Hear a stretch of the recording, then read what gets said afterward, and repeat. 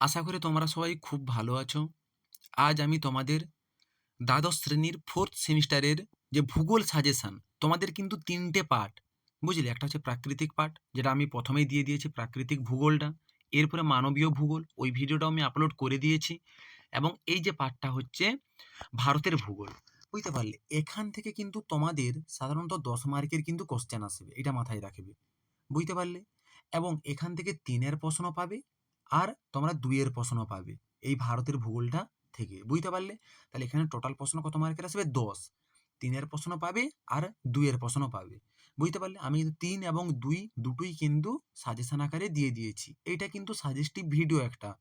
তোমরা এই কোশ্চেনগুলো করে যাও, আমি কথা দিচ্ছি তোমরা কিন্তু পরীক্ষাতে কমন পাবেই, তোমরা পাবে। এবং এর আগের দুটো ভিডিও অবশ্যই তোমরা দেখো, আমি কিন্তু ৫ এর প্রশ্ন দিয়েছি প্রাকৃতিক ভূগোল থেকে। এরপরে তোমাদের যে মানবীয় ভূগোল, ওখান থেকে যে ৩ এর প্রশ্ন, ২ এর প্রশ্ন আমি খুব ভালো করেই কিন্তু যে কোশ্চেনগুলো খুবই গুরুত্বপূর্ণ প্রশ্ন, আমি সেইগুলোই কিন্তু তোমাদের সামনে তুলে ধরেছি, বুঝতে পারলে? তো ৩ এর প্রশ্নগুলো একটু দেখে নাও।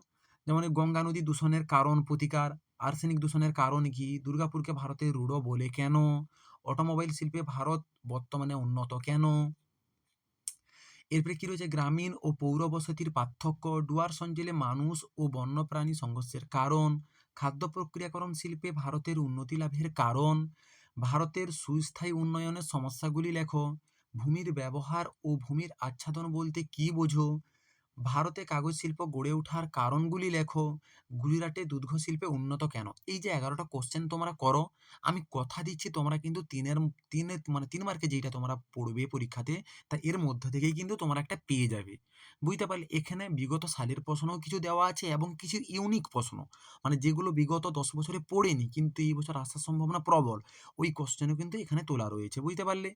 এবারে ২ মার্কের প্রশ্নগুলো একটু দেখে নাও, তোমাদের আমি আর পড়ে শোনাচ্ছি না, বুঝতে পারলে? কারণ নাহলে ভিডিওটা লং হয়ে যাবে, বুঝলে? যে সেল কি? কাগজ শিল্পের ২ টি সমস্যা, অনুসারী শিল্প, উদীয়মান শিল্প, মানে এখানে ২ টো প্রশ্ন আছে কিন্তু, অনুসারী শিল্প কাকে বলে? আর উদীয়মান শিল্প কি? বুঝতে পারলে? তারপরে ইইজেড কি? হ্যামলেট, শুষ্ক বিন্দু বসতি, আর্দ্রবন্ধ বিস্মৃতি, এর পার্থক্যটাও কিন্তু আসতে পারে। এই যে ছয়ের দাগের পার্থক্যটা আসতে পারে। আধুনিক শিল্প দানব, সবুজ গ্রাম ও সেন্সার গ্রাম, বুঝতে পারলে? তারপরে গঙ্গা অ্যাকশন প্ল্যান। এই যে কোয়েশ্চেনগুলো দেখে নাও। জঙ্গলমহলে ভূমি অবনমনের ২ টি কারণ, পশ্চিমবঙ্গে আর্সেনিক দূষণের ২ টি মূল কারণ, টিস্কো কি? উপভোক্তা ও খাদ্য দপ্তর বলতে কি বোঝাও? এককেন্দ্রিক ও দ্বি-অনুকেন্দ্রিক জনবসতি কাকে বলে? কলকাতা বায়ু দূষণ প্রতিরোধে যানবাহন ও পরিবহনের ব্যবস্থায় কি পদক্ষেপ গ্রহণ করেছে? বুঝলে? এইটা হচ্ছে তোমাদের কিন্তু কার পার্ট? যে ভারতীয় ভূগোলের পার্ট। এর আগে কিন্তু তোমাদের এই দেখো আমি ২ মার্কের প্রশ্ন, ৩ মার্কের প্রশ্ন মানবীয় ভূগোল থেকে দিয়ে রেখেছি। এইগুলো দেখো, যেমন ২ মার্কের প্রশ্ন, উপরের দিকে যাচ্ছি ৩ মার্কের প্রশ্ন, ৫ এর প্রশ্নগুলো দিয়েছি ১৫টা, যেগুলো ইম্পোর্টেন্ট সেগুলোতে আমি স্টার মেরে দিয়েছি।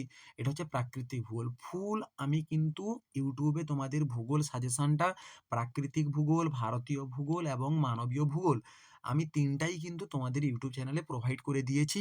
তোমরা যাও ৩ টে পুরো একদম খাতা, পেন নাও, একের পর এক কোয়েশ্চেনগুলো লিখো। আজ থেকেই তোমরা রেডি করো। অবশ্যই তোমরা কমন পাবে এবং তুমি ভালো নাম্বার পাবে। এইটা আমি আশা রাখছি। যদি তোমাদের কোশ্চেনগুলো ভালো লাগে, ভিডিওটা ভালো লাগে, অবশ্যই তোমরা লাইক করো, কমেন্ট করো, বন্ধুদের মধ্যে শেয়ার করে দাও এবং চ্যানেলটা সাবস্ক্রাইব করো। অনেকে ভিডিও দেখে কিন্তু সাবস্ক্রাইব করে না। তোমরা ভিডিওটা যারা দেখছো কাইন্ডলি সাবস্ক্রাইব করে রাখো। চলো দেখা হচ্ছে নেক্সট ভিডিওতে।